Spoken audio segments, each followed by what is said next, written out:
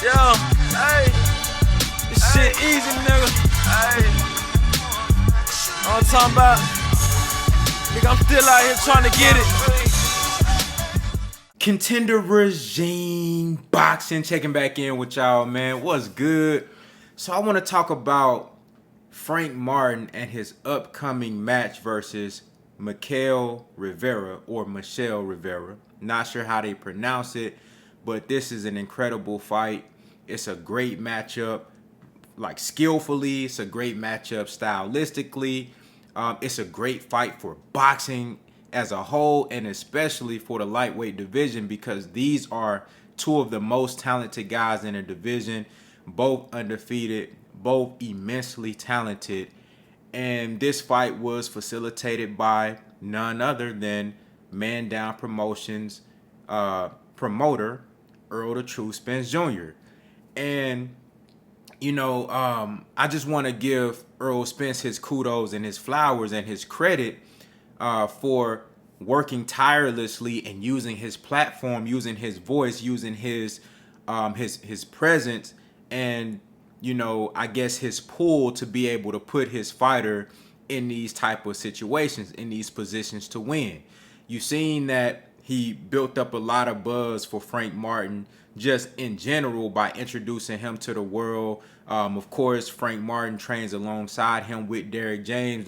Frank Martin is from the Midwest, but he trains out of Texas. So when you see him fight, it says Dallas, Texas.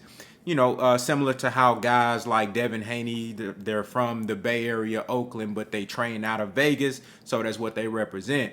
And we've pretty much adopted Frank Martin. I met him personally, just being out and about in the city, man. Great guy, and I'm proud of him. I'm happy that he's reaching these new heights and finally getting his name out there, finally starting to get the recognition that I think he deserves. And he putting the work in for it. So he ain't one of them type of guys that's looking to have anything handed to him. He is willingly working and earning everything that's coming to him. So I think that make it even sweeter. And the same thing for Errol Spence.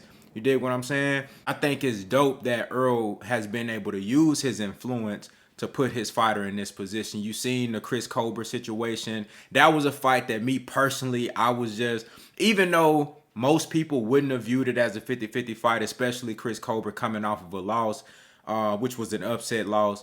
Me personally, just off of the personalities of Frank Martin and Chris Colbert, the way I know both of them, like they gonna get down to it. Frank Martin really not a talker like that, but I know he got that dog in him, and I know how he thinking, and I know how he moving when it comes to this boxing shit. Chris Colbert, you can say what you want about him, but the dude entertaining, and he can fight. So I was excited about that fight. I knew it was gonna be fireworks. I knew it was gonna be action packed. But according to and again, Errol Spence facilitated that fight on Twitter, put it together, and that was something that was actually really supposed to happen. But according to Errol Spence, he got word from Chris Colbert's trainer. Right before Errol Spence announced the Frank Martin and Michelle Rivera fight, he told the people on Twitter, he said it ain't gonna be Chris Colbert. Chris Colbert's trainer said that he's out of shape and he's just not ready for Frank Martin. And they trying to get Frank Martin in the ring ASAP. Shit, Earl himself is trying to get in the ring ASAP. And it's actually going to be on that December 17th date that a lot of people thought was going to be Errol Spence's date. And they're saying that this is going to be a main event. I was really hoping that it was a co-main with Errol Spence headlining, maybe versus a Keith Thurman, maybe versus a Imantas Stanionis. We still don't know, but I would have assumed that if this fight was getting announced, and it was going to be on Errol Spence's undercard or a co-main, then that Errol Spence fight would have got announced right along with it. So that's probably going to be pushed out a little bit further. However, this is a great fight, man. This is a great fight. So, Errol Spence, he came out and he announced that it's going to be, he said that it's not going to be Chris Colbert, but he said it's an even better fight, at least on paper. And I agree 100%. Michelle Rivera right now is a better fighter than Chris Colbert. Now, if they got in the ring tomorrow and they fought, who knows what would happen, because Chris Colbert is a skilled guy. But Michelle Rivera, in my opinion, he's much more polished, much more sharp. I think he has better foot movement, better overall ring IQ and boxing ability, got good power. dedicated to the sport. You never see this guy out of shape. You never see this guy not focused on the sport. You never see him not ready. He truly takes on the image of a true champion in the way he carries himself. He models his whole look, his whole game, the way, his whole ideology when it comes to boxing after Muhammad Ali. And who's better for you to model your whole shit after one of the GOATs, Muhammad Ali? You know what I'm saying? I think he might have taken it a little too far. You know what I'm saying, with the had Muhammad Ali, had Boosie Fade. You dig what I'm saying? But I love where his heart at with the reason that he moving how he moving, and he taking the positive sides from that and really dedicating himself to the sport. So anybody that he get in the ring with is gonna be tough for him. You know what I'm saying? He's 24-0, I believe, 16 knockouts. Has been very impressive. Every time I see him, he's more and more impressive. You see the growth in his ability. The guy can box, man. He can really do it all. And he's 5'8". He's a solid 5'8". Might even be 5'8.5", closer to 5'9". He's solid. Frank Martin he's orthodox fighter. Frank Martin, southpaw, listed at 5'8", but like I said, I met him in person. I think Mikael Rivera is slightly bigger than Frank Martin, just from a physical standpoint. Might be, I don't know how difficult it is for him to make 135, but I think he's a naturally bigger guy. Frank Martin is a sturdy built guy, but you know what I'm saying, I think Mikael Rivera has a reach advantage on him.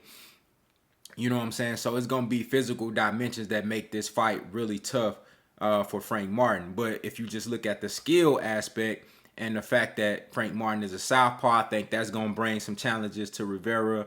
I really like Frank Martin's his patience, his relentlessness and dedication to attacking the body, keeping a jab out there, being steadfast and being able to stick to a game plan. Very coachable guy, and that's very important when you're coming up under a master teacher like Derrick James. If you coachable, you gon' go a long way. If you coachable and you got natural God-given ability like Frank Martin, he has the hand speed, he has the timing, he has the ring IQ, he has the physical strength, got really good punching power. When you have those things, good feet, when you have those things and you're coachable with a master teacher like Derrick James, bro, you're gonna be a world champion one day. You know what I'm saying? It's inevitable. It's inevitable. You cannot have those physical gifts and tools that a guy like a Frank Martin or an Errol Spence have, and then on top of that be extremely coachable and receptive to the information that you're getting from a master teacher. How can you not win? The same things that Frank Martin do in the gym, you see that shit in the ring under the lights. You know what I'm saying? So I expect this fight to be very competitive. I expect this fight to be very telling and will reveal a lot about both of these guys. It's going to let you know who ready for that next level and who not. And if it's a close fight and the loser, loses in a competitive close fight, that doesn't mean that he's out of the running for a championship or that he's not ready for the elite level. That might just mean that the winner is a little bit further along. I think a lot of questions will be answered in this fight about both guys. If you're wondering, is Frank Martin ready for the Tank Davises or the Devin Haney's or the Teofimo Lopez's at the next division or weight class? You know what I'm saying? The Lomachenko's. If you're wondering if Mikael Rivera is ready for the Isaac Cruz's, the Shakur Stevensons, you know what I'm saying? If you're wondering those things, this fight is gonna tell you exactly where these guys are. Because if you're looking at it, you know what I'm saying? Tank Davis ain't finna fight nobody like Mikael Rivera. I'm not saying that he can't beat him, but he not finna jump out the window and fight no Mikael Rivera. He ain't finna jump out the window and fight no Frank Martin. These two guys are undefeated, and I wouldn't even say they're in their prime. I say they're scratching the surface of their prime because we ain't even seen the best of these guys yet, in my opinion. I see so much growth and potential in both of these fighters. But these guys are fighting at a level where typically the powers that be would keep these fighters away from each other and build them up separately and then come together later down the line and make a fight.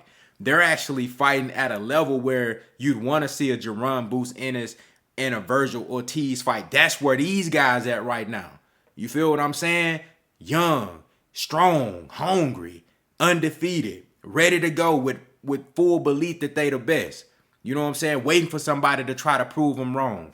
That's where these guys is fighting. And that's why you see in the title, I say Errol Spence delivered big time, not only for his fighter Frank Martin, but for boxing fans as a whole, because we don't often get matchups like this.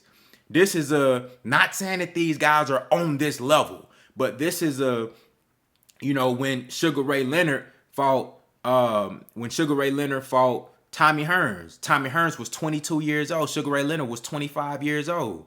You know what I'm saying? They still had so much more to do in the sport later on down the line at 28, 29, 30. But these guys are fighting right now, undefeated and fresh.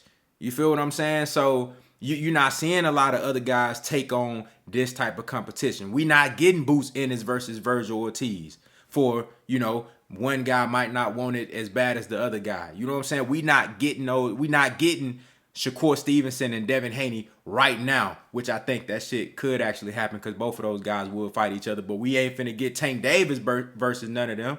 You know what I'm saying? We ain't getting Tank Davis versus Ryan Garcia when that fight could have happened 2, 3, 4 years ago. We didn't get Errol Spence and Terrence Crawford when both of them was, even though they came in the game at different times, we didn't get those fights. This is one of those fights that you want to see at this time.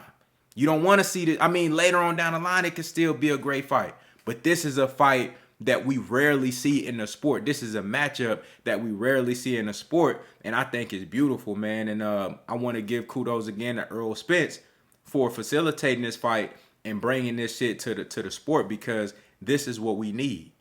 You know what I'm saying? And I think this fight will immediately push the winner into pound for pound talks and conversations and contention, with or without a title. Whoever wins this fight, and if they do it in dominant fashion and convincingly, we got to start talking about pound for pound level shit.